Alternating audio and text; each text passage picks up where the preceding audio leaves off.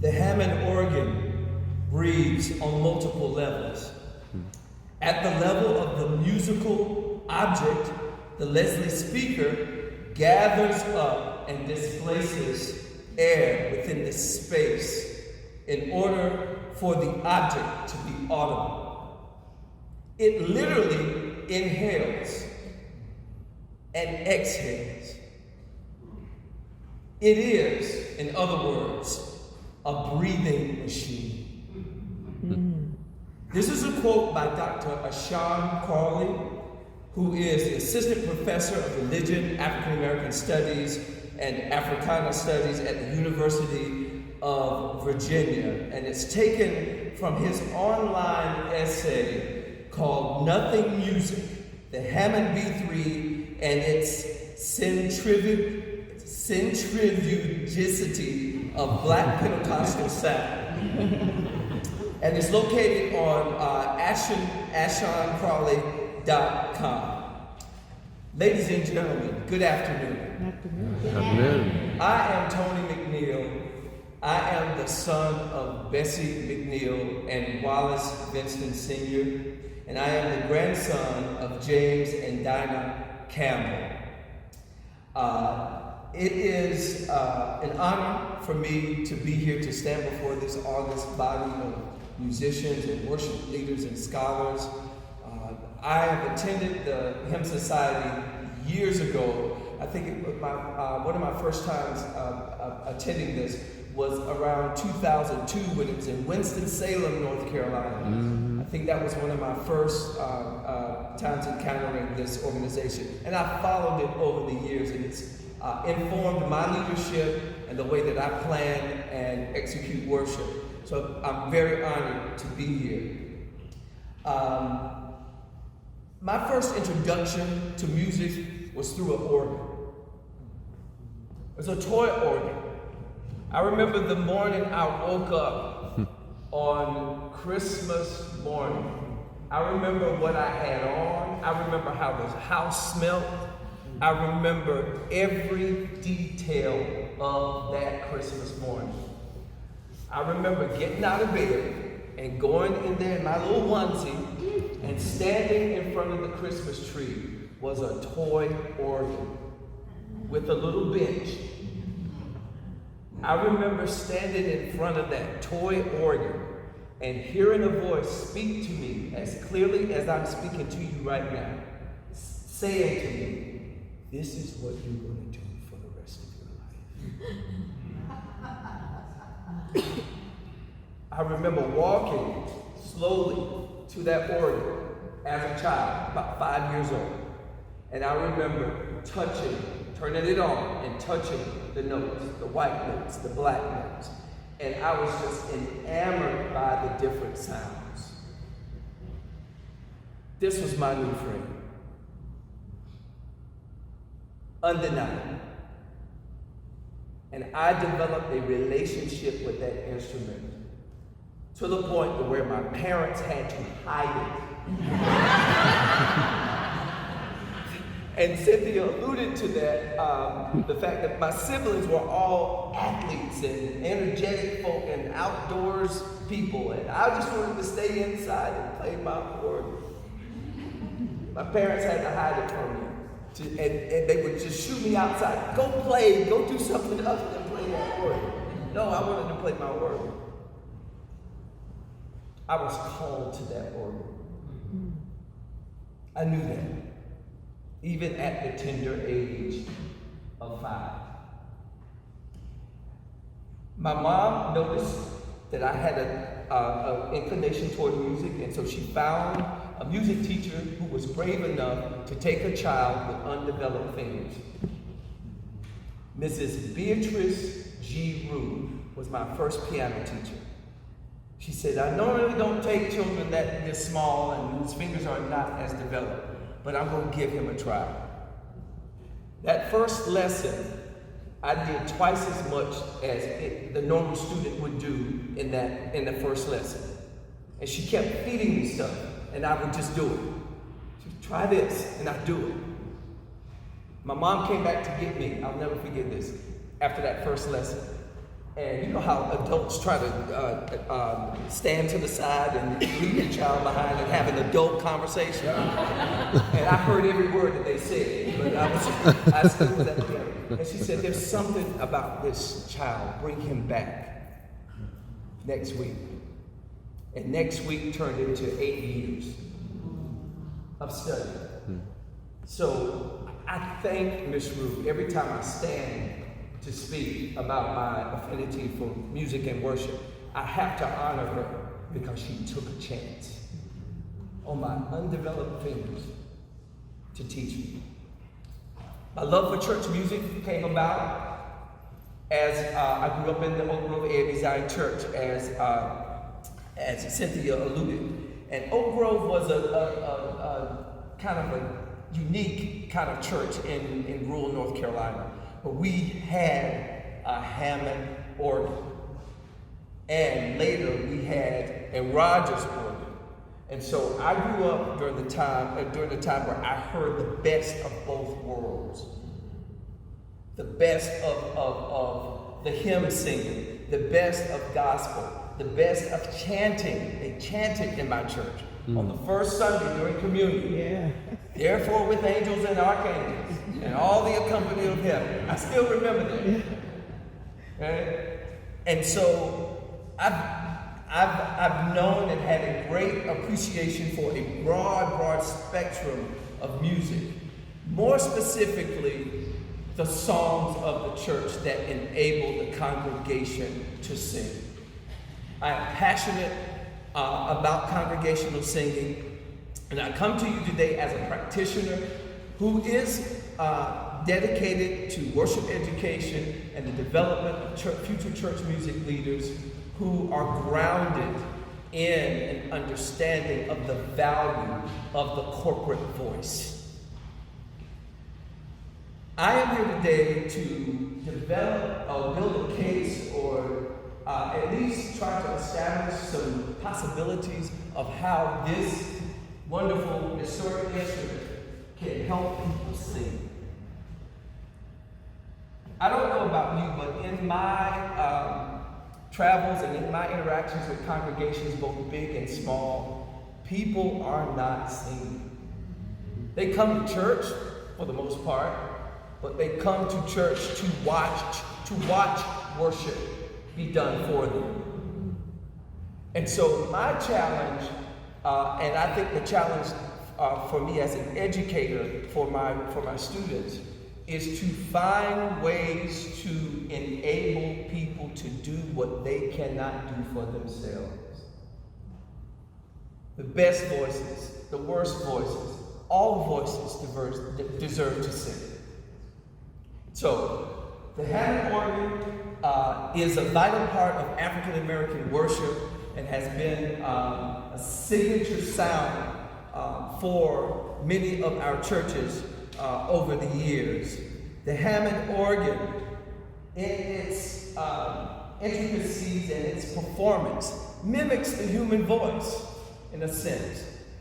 And I think it's worth noting that we as gospel singers and even choirs, as a collective group of singers, in turn mimic the Hammond organ.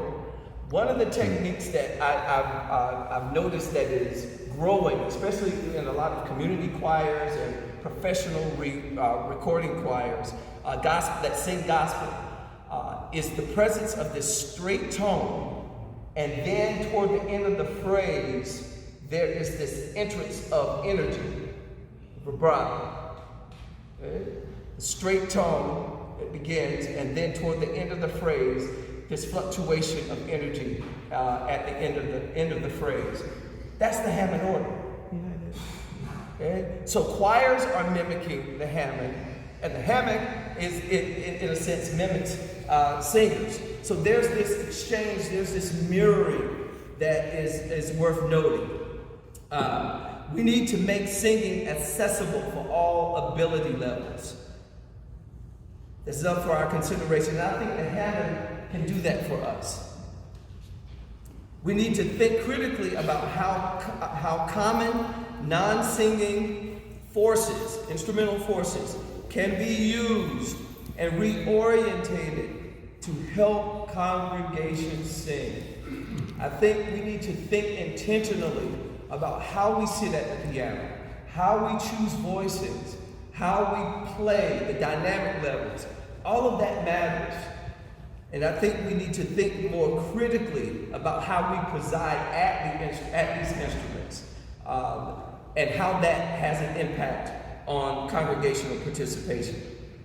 I remember very vividly one ACDA conference that I went to, and this is a very critical point to my development as a choral musician and has affected my affinity for choral music.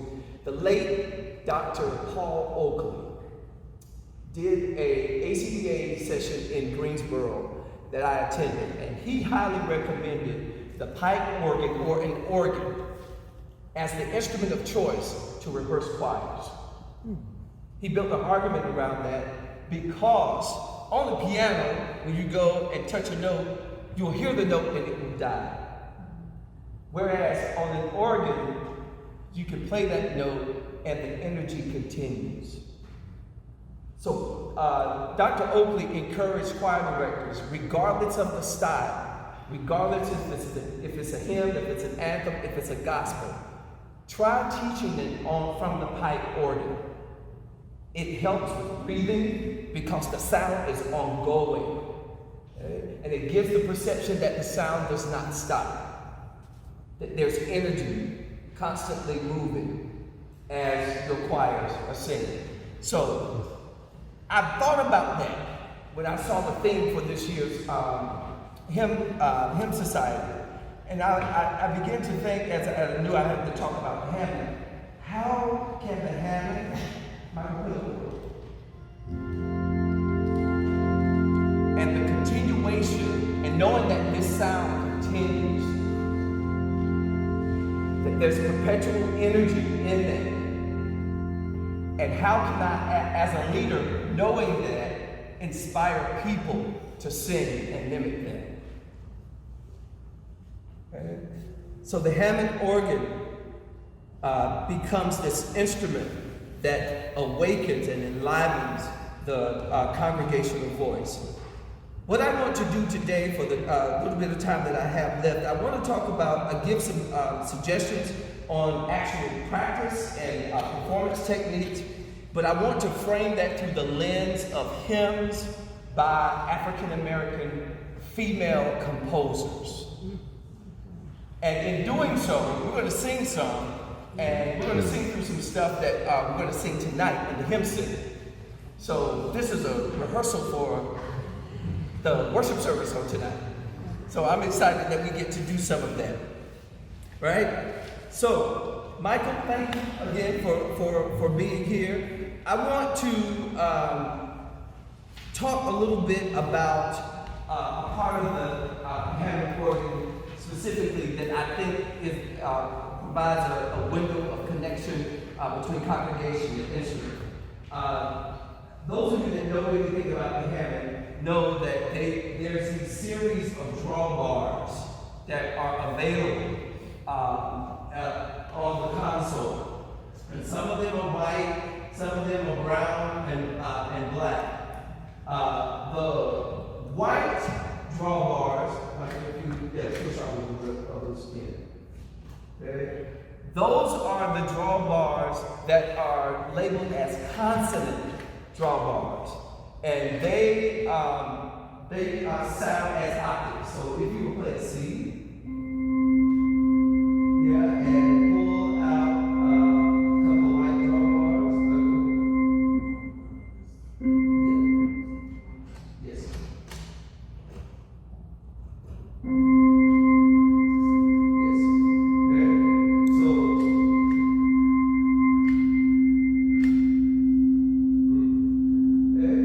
So when I pull out another white drawbar, the C above that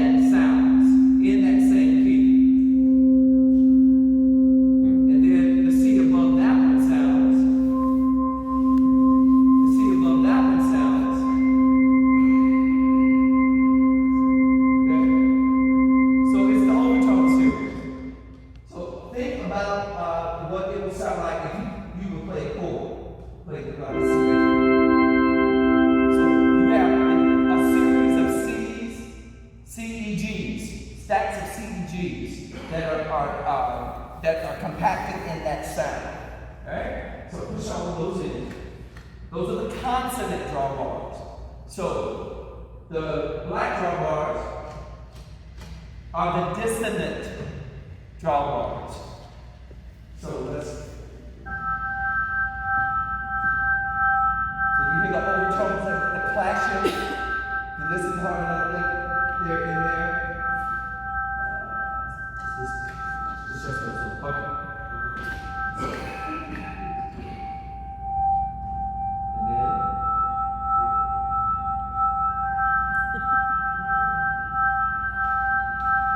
Alright? So, the beautiful thing about this is when you just pull some of them out. You just dig some up, and you come up with this nice, these different colors, possibilities for colors. You can pull them out in different ways.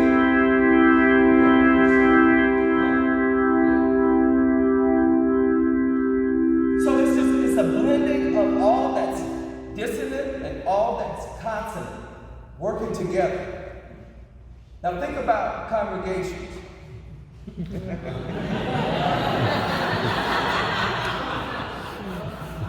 You have voices that are dissonant. You have voices that are consonant. And when we all sing together, it's all a beautiful sound for the glory of God. So in that in itself alone is enough to confirm that there's some synergy between the congregation and the Hammond that we don't need to belittle. Okay? So those are the drawbars.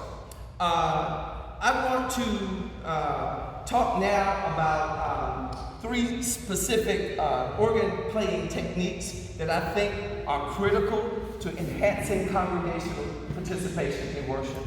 There's one particular Hammond organ technique called the organ crawl.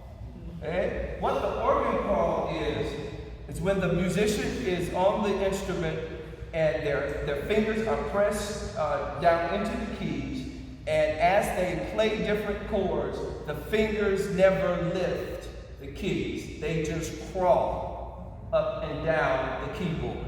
So I'm going to ask Michael to organ crawl for us.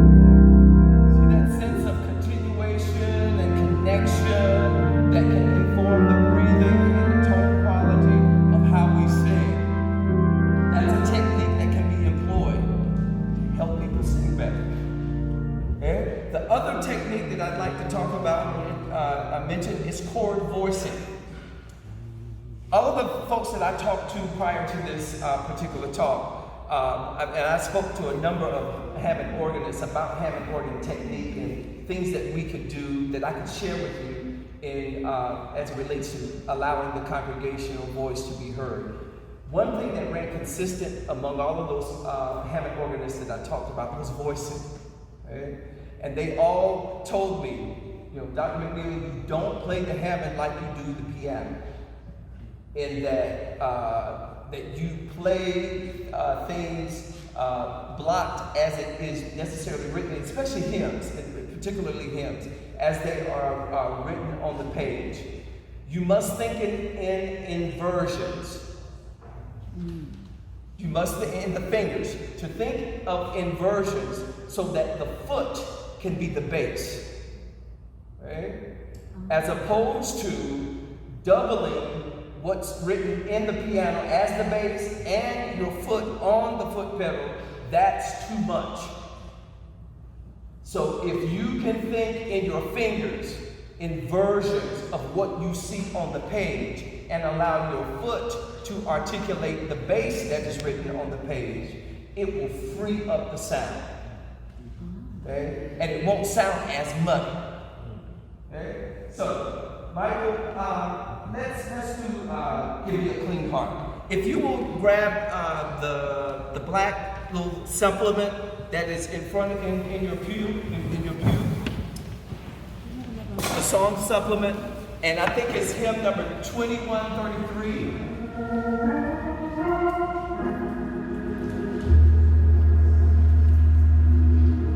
Hymn number 2133. Margaret Pleasant DeRoe is one of our beloved gospel composers and hymn writers. She lives in California, and this particular song was birthed. I heard Margaret tell a story about Give Me a Clean Heart. It was birthed out of church hurt, and it had to do with how mean church people were being towards her father, Earl Pleasant, who was the pastor of the church where she was the musician. Margaret wanted to be combative, and she wanted to protect her father, and she wanted to do ugly things to the church people who were doing ugly things to her dad. But she had to pray, and she says, Lord, instead of me being combative and being angry at them, clean me up, wash me anew, fix me. I can't fix them and how they're being mean to my father, but you can work on me. This is the genesis of the song. So, and I will employ the voices.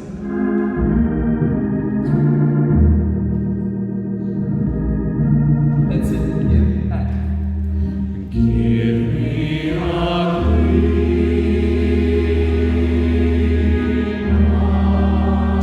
so I may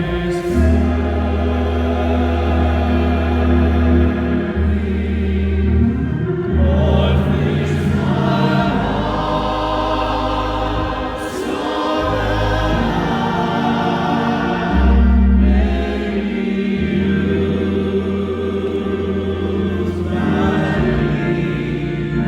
so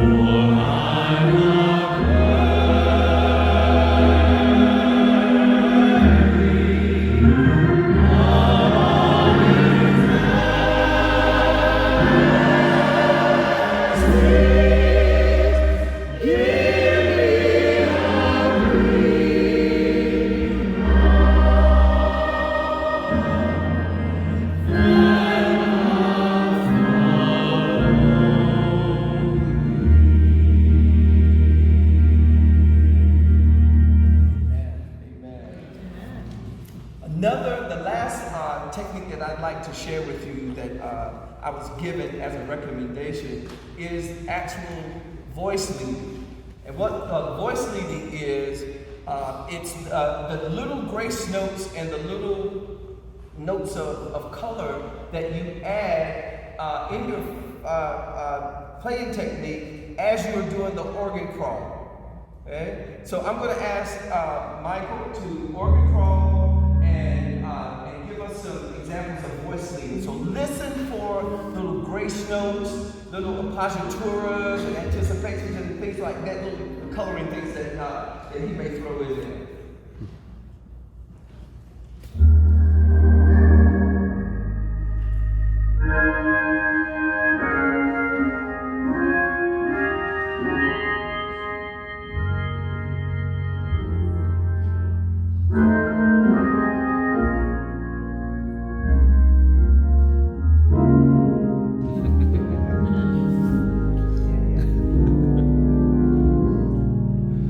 There's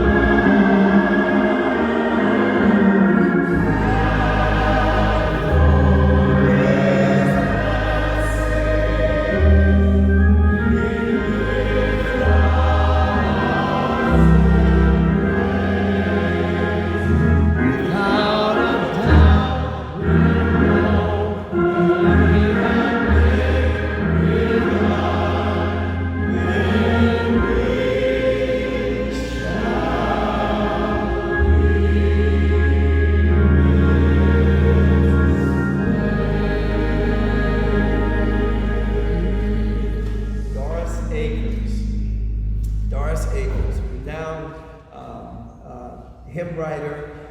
And many of you also know of her treasured hymn, "You Can't Beat God Given." God Given, yes. And in the presentation, we have uploaded I did a PowerPoint for this session. We've uploaded it to, It should be in their email. It should be in your email. And in that PowerPoint presentation, there is a link to a rendition of "You Can't Beat God Given" with the legendary Billy Preston at the Hammond organ. You cannot die and go to heaven and not see that YouTube. So please click on that and witness his mastery of all of those three particular organ techniques that I described to you. Make sure that you tune into that. Okay? The next thing that I'd like to do is to talk a little bit about the role of the Hammond organ in African American worship, a little bit outside of congregational singing that I think informs congregational singing. One particular thing that I'd like to bring focus to is the preaching moment in worship.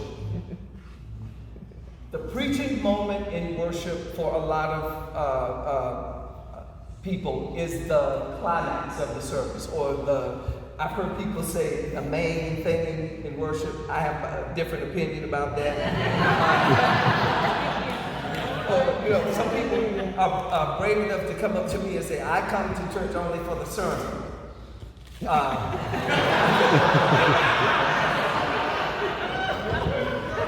That's another lecture. But the preaching moment is a moment across a spectrum of worship events that happen during worship. But in the African American tradition, it's a pretty big deal. And as a part of the sermonic moment, there is this thing in some sermons that is called the hoop or the climax. Okay? It is the part in the sermon when the pastor begins this recitative kind of exchange. And at that moment, you know that they have reached the pinnacle of where it is that they're going theologically in the preaching moment. At that time, in a lot of cases, especially in the Pentecostal tradition, the Hammond organ enters the sermonic moment as another voice in the sermon. Okay? So I coined these three things to help describe what happens during the hoop of the sermon, where the Hammond organ actually speaks to the sermon, or is speaking as a part of the sermon. This first phrase that I coined was called intoning. And what happens during the intoning moment is at the beginning when the pastor starts to take assume a pitch, and it's kind of like half singing, half talking. Like, in the beginning, the Word was God, and the Word was with God, that kind of thing. And they start to establish a tonal center for that spoken part of the sermon. So they're intoning, they're finding their tone. And at that moment, the Hammond organist would do just what Michael did. He would run the scales and run their fingers across the organ until they found where the tone is. Okay? And sometimes it's not there.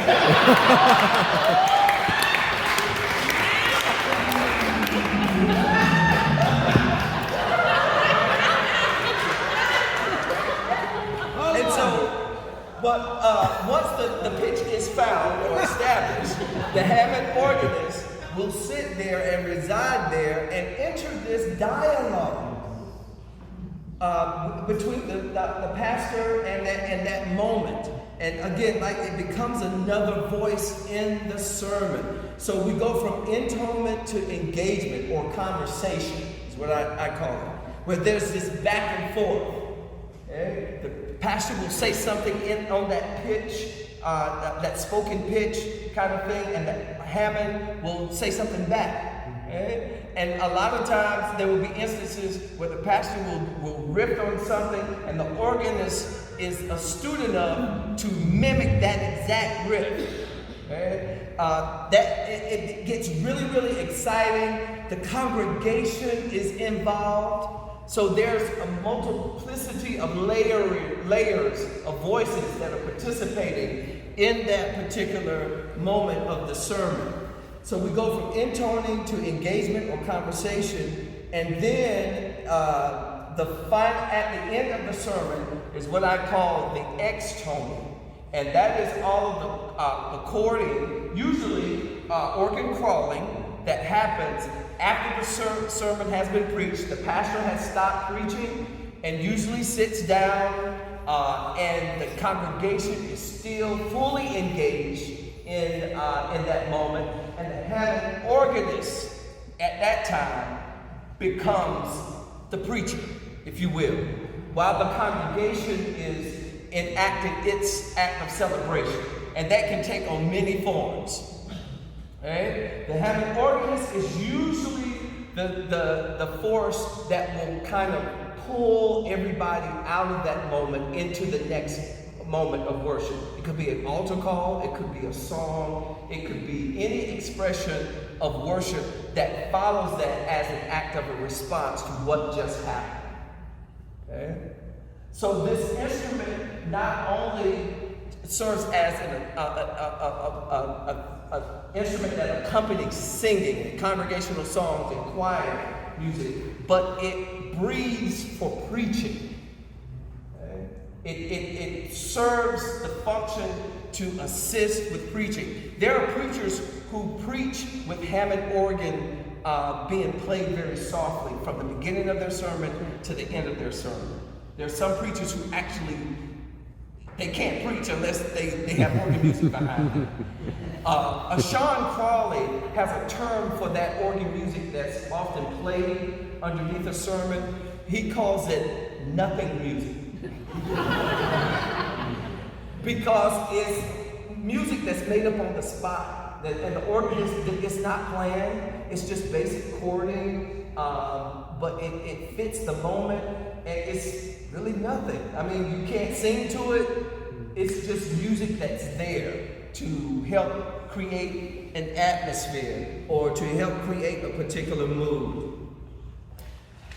I want to leave you with a couple of suggestions from some of the Hammond organists that I interviewed as a way of kind of bringing closure to our time together. Things that you can consider, whether your church has a Hammond organ or not. I think these principles have crossover and transfer for all of us, regardless of what we have that accompanies our congregations. One of the things that Cassandra O'Neill, who's a professor of music at Columbia College in Chicago, her suggestion was do not compromise the integrity of the melody.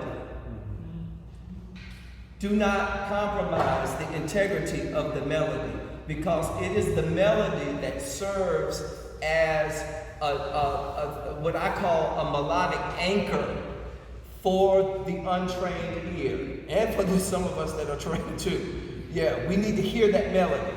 A lot of times people who don't sing or have trouble hearing various parts, like a soprano, alto, or tenor line, they may not be able to decipher that. But if there is something that soars above all of the conundrum that happens with the pipes, or if you have drums, guitar, or whatever, that people can latch on to. Give people something to hang on to melodically. Okay? That's there. They don't have to search for very hard. They don't have to find it difficultly. All right. Discern the room musically and theologically. Know your congregation. Know what they are capable of doing. I got that quote from Natalie Reagans, who is an Atlanta-based Hammond organist. When playing with other musicians, think in layers. Daniel Moore, who is the music director for Mariah Carey, and Daniel served as my Hammond organist at Ebenezer when I was there. Think layers. If you have a Hammond, and I've been in churches where there was a pipe organ, there was a Hammond organ, piano, bass guitar, drum set, and sometimes lead guitar. All of those instruments. And there have been times where all of those instruments were playing at the same time. Yeah. And if you don't know where you fit in, and the thing that Daniel said to think of in terms of lows, mediums, and highs, everybody can't play low, everybody can't play medium, and everybody got to spread the wealth. Okay? So that the texture of accompaniment has air so the congregation can sing. Okay? So playing with other musicians, thinking layers. Strive to connect the music and the phrasing to the text. Strive to play so that your playing helps the congregation connect to the text, because ultimately that's where the heart of worship lies, in the content. And the content is in the text. That's where proclamation happens. And that's where the story and the narrative and the heart of the hymn can be found. Our job as accompanists is to get behind and under the story, not up, over, and in front of. So think of your accompanying as behind and under, not above and in front. That's imagery from Dr. Phil Bingham. He's a renowned pipe organist and Hammond organist in New York. And the last thing I got from one of my mentors, Dr. Tony Leach: know who is taking the lead. Especially when you have a pipe organ or a piano in conjunction with a Hammond organ. Somebody's got to take the lead. Everybody can't lead at the same time. So in an instance where the pipe organ is leading, that determines how this musician will play. Organists wouldn't play as big or grandiose as the organ to compete with the organ. Play more, I would advocate for more soloistic playing, and maybe even just some one-handed stuff. That's maybe all that you would need. You say, so Michael? Yeah. When there's another instrument that is leading. So stay in your lane. Yes. So I hope that you will seek out the PowerPoint presentation. There's a lot more stuff in there that I didn't get a chance to go over during this time. I am looking forward to us sharing in worship tonight. And the theme of the hymn festival tonight is entitled Breathe on Me. The song that we sang at the beginning of this presentation, it will be the golden thread that runs through the entire festival on tonight.